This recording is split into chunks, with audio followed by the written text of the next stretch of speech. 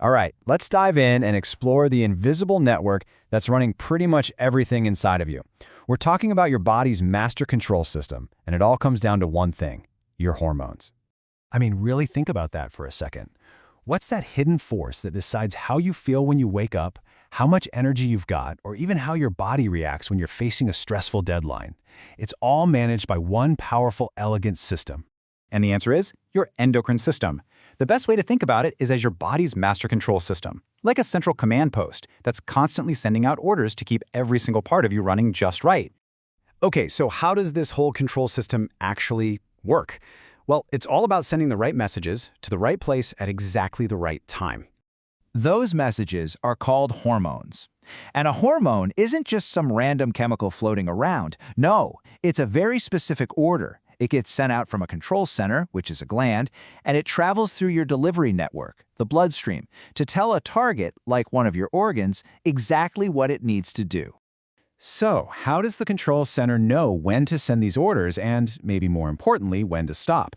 It uses this brilliant system called a negative feedback. You can think of it like a constant status report. Step 1, a hormone level gets too low. Step 2, the gland gets the signal and sends out the command.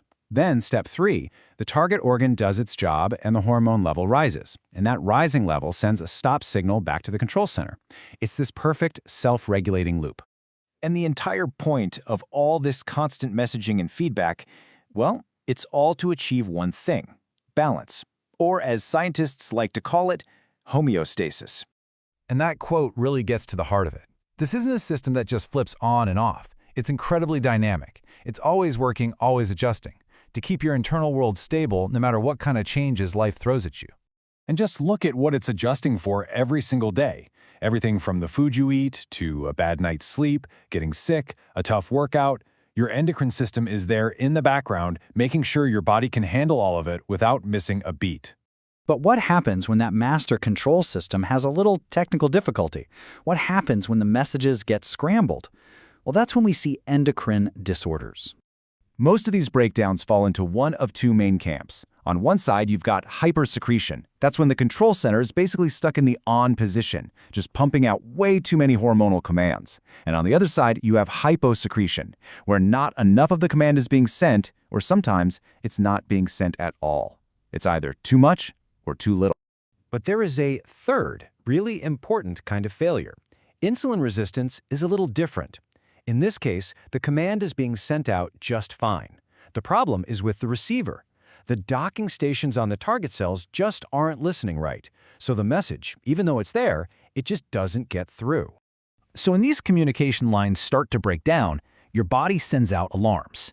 We call these alarms symptoms, and they're actually direct clues that tell us what's gone wrong. And this chart illustrates that connection perfectly. For instance, if your thyroid hormone, which controls your metabolism, is too low, what happens? Your whole metabolism slows down, and that can lead to things like weight gain and fatigue.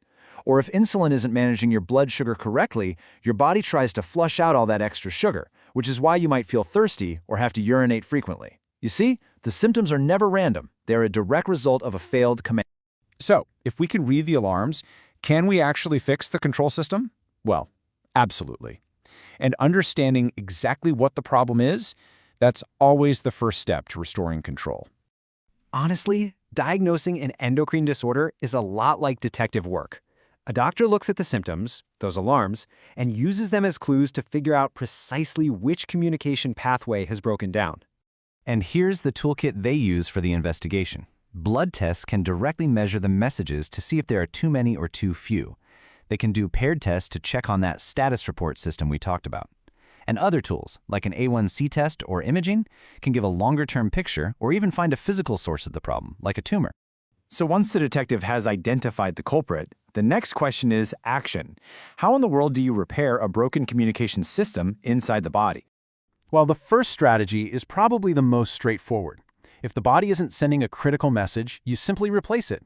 This is exactly what's happening when someone with type 1 diabetes takes insulin. Now, if the problem is the total opposite, too many messages causing chaos, then the strategy is to block them. Certain medications can interfere with an overproducing gland and basically tell it to quiet down, which is what they do for an overactive thyroid. And for that third type of failure we talked about, insulin resistance, The strategy isn't about the message at all, it's about the receiver.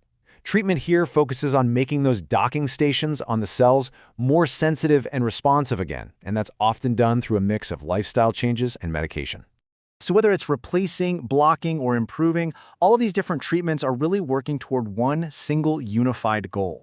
And that one goal is just to restore balance, to get the body's master control system back online so that its internal communication network is running smoothly again. It's pretty incredible to think about, isn't it? Every single second of every day, this complex system is working tirelessly to keep you in balance. So the question to leave you with is, what choices are you making to help it do its job?